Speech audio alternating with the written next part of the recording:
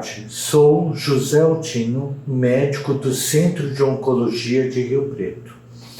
Hoje conversaremos sobre o Agosto Branco, mês de alerta para o câncer de pulmão. Como não poderia deixar de ser dito nesse momento tão importante, tá? Já existem dados, tá? Robustos, tá? Mundialmente, tá? Que as medidas contra a publicidade, a veiculação de estímulo ao tabaco vem surtindo efeito. Como podemos ver aqui nesse diapositivo de uma apresentação de uma entrevista veiculada numa rede de emissora, tá, nacional, em que o Brasil, em 2000, tínhamos 25% de fumantes no Brasil, tá? Em 2016, ao redor de 14%, tá? Comparado com outros países em que a veiculação de medidas em que o tabaco é estimulado de uma maneira ainda politicamente correta, tá? Como a Argentina, tá? Alemanha, Rússia, tá? Isso denota que esta prática do corte da veiculação do estímulo ao tabaco vem surtindo efeito. Isso é um ponto positivo e que deve ser levado em consideração, pois medidas como essas devem ser parabenizadas, tá? Tanto aos órgãos públicos quanto à mídia.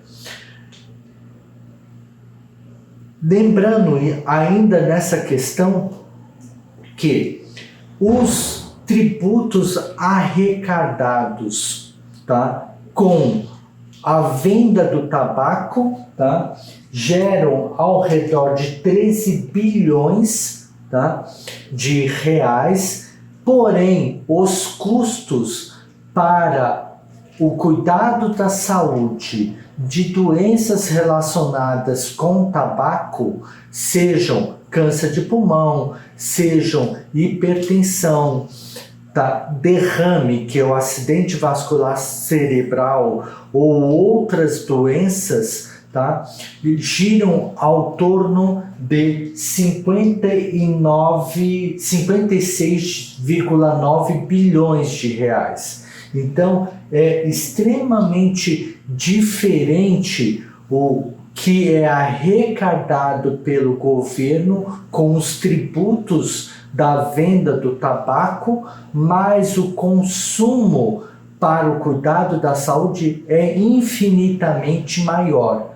Então, uma explicação lógica e óbvia que todo o gestor de saúde está preocupado realmente no controle da não promoção do tabagismo, pois uma vez que isso cada vez diminui também a incidência de doenças decorrentes do tabaco.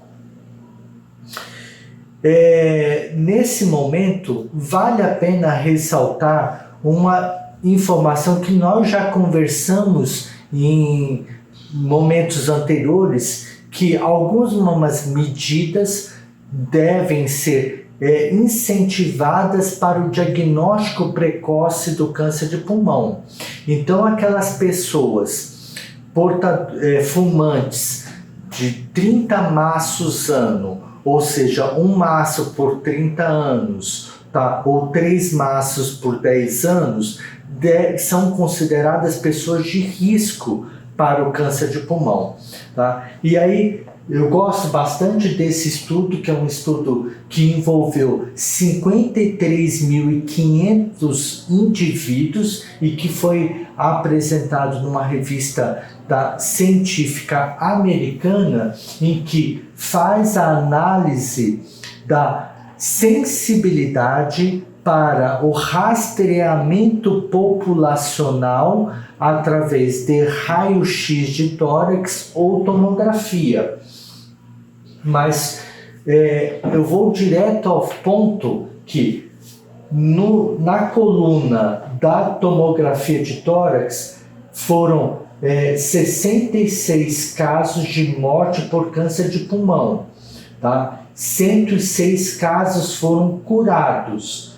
Já no raio-x de tórax, 83 casos de morte por câncer de pulmão, sendo 69 casos curados do câncer de pulmão.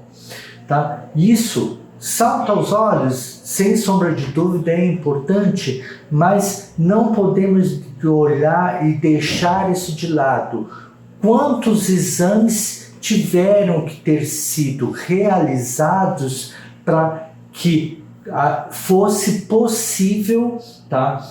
Tanto aproximadamente aí, ao redor de 180 casos de cura do câncer e aproximadamente aí 150 casos de morte, tá? Se a gente está falando de 53 mil pessoas envolvidas, então a gente teve que realizar ou raio-x ou tomografia, tá? Para num universo de salvamento de diagnóstico precoce.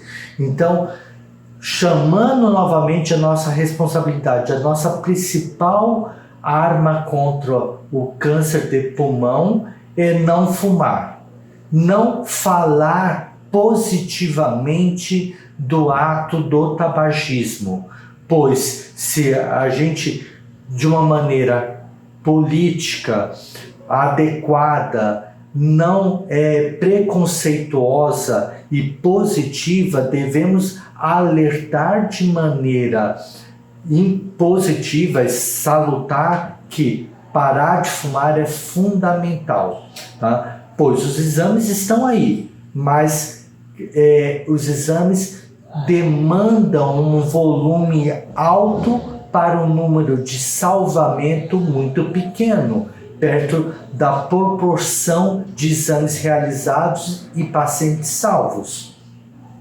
Tá? Tocando essa informação à frente, o que é importante ressaltar que ainda temos, tá, um número de casos de câncer de pulmão, dados do Brasil inclusive, que 57% dos casos de câncer de pulmão são diagnosticados, tá, numa fase avançada, ou seja, numa fase em que a cura não existe, existe um prolongamento de vida. Tá? Nesse diapositivo percebemos que 57% desses pacientes diagnosticados de 2008 a 2014 chegaram ao serviço de saúde, seja público ou privado, tá? Com diagnóstico já com metástase, com uma doença incurável.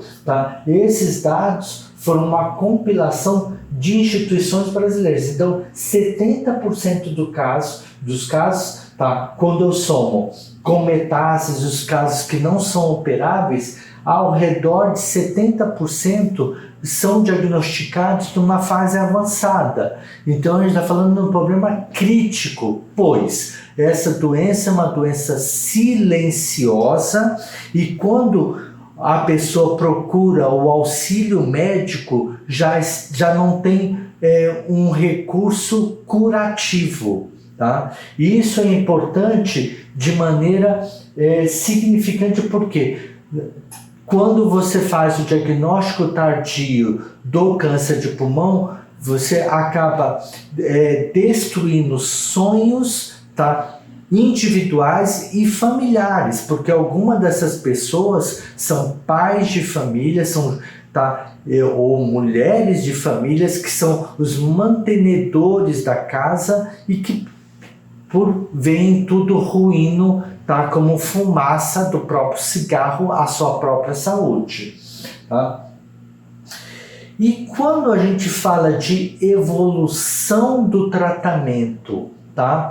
Realmente nas últimas décadas, principalmente 1970, 1980, 1990, houve um incremento sim da medicina para o benefício do tratamento, mas isso ainda está longe da curabilidade. Aqui podemos ver que em 1970, tá, o que era importante era apenas o diagnóstico da biópsia, se era um carcinoma de pequenas células de pulmão ou de não pequenas células de pulmão. Já em 1980, já começamos a aprofundar essa análise, se é um adenocarcinoma, que é o tipo mais primeiro ou segundo mais comum no Brasil, carcinoma espinocelular, também entre o primeiro e o segundo lugar, depende de regiões do Brasil, tá? E os outros.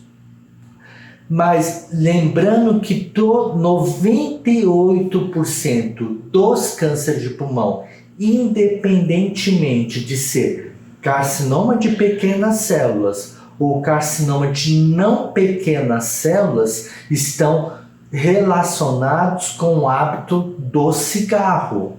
Tá? Então, é fundamental não perder isso de foco. Ou seja, tá? O principal gatilho, a principal start para o câncer de pulmão é o hábito do tabagismo.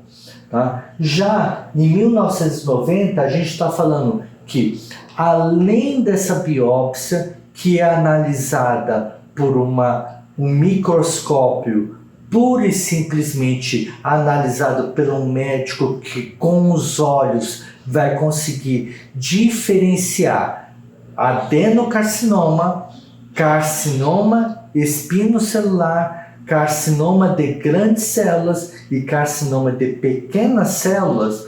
Hoje em dia já se faz necessário o aprofundamento dessa análise através de técnicas moleculares. E aí a gente está falando do EGFR, do ROS, do MET e várias outras moléculas, e PDL1 mais recentemente, que vai poder direcionar se o tratamento deve ser através de tratamento alvomolecular ou imunoterapia, que hoje em dia se fala tão extensamente na mídia.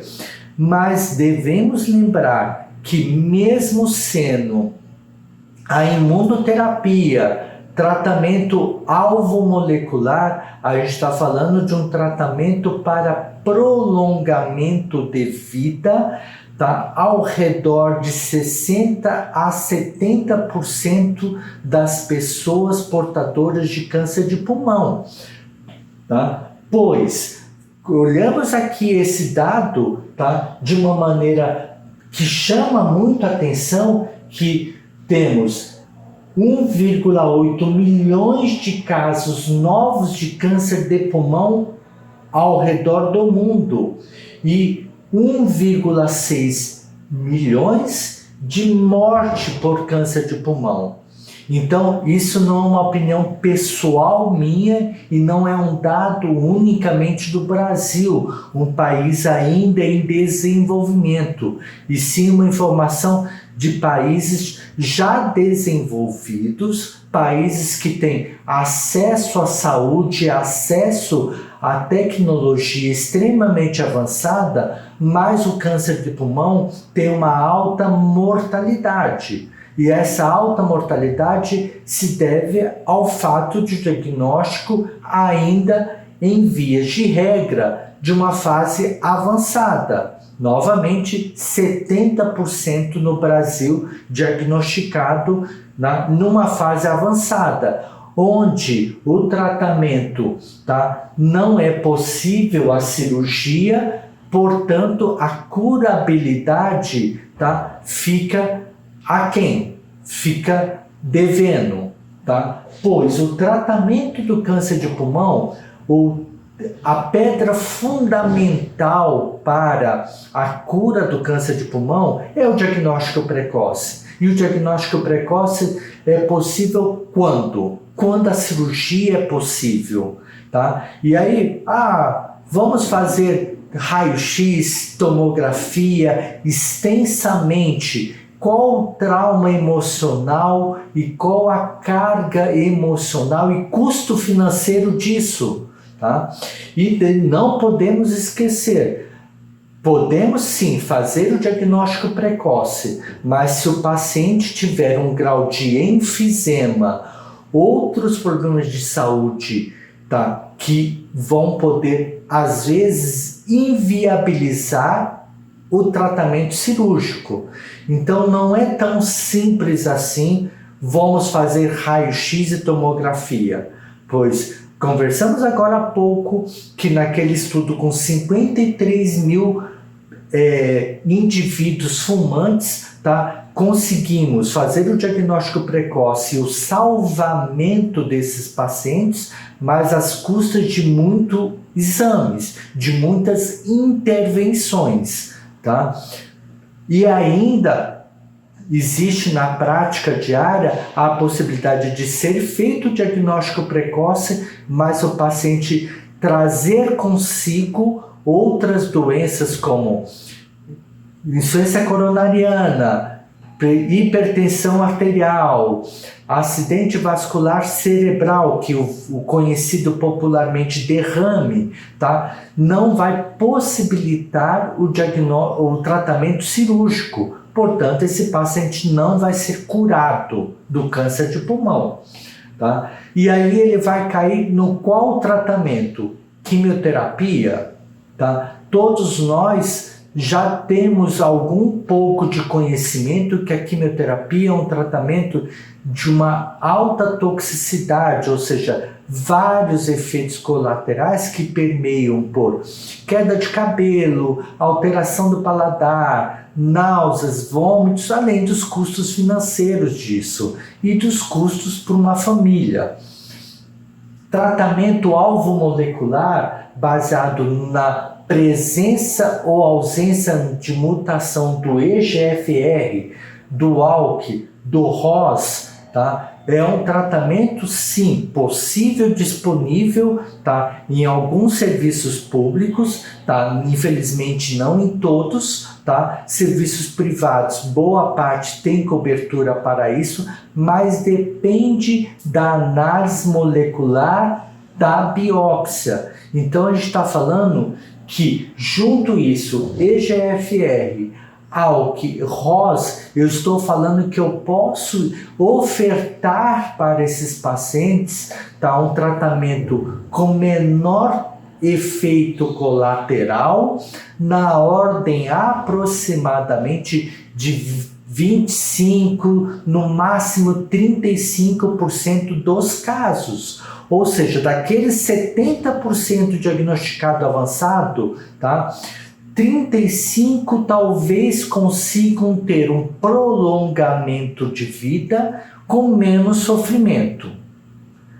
Porém, é mais ou menos 50%, um pouquinho menos na prática diária, tá? E a vedete do momento, a imunoterapia, tá? É um tratamento possível sim, tá? Mas tem as suas regras fundamentais muito bem definidas pela própria bula do medicamento.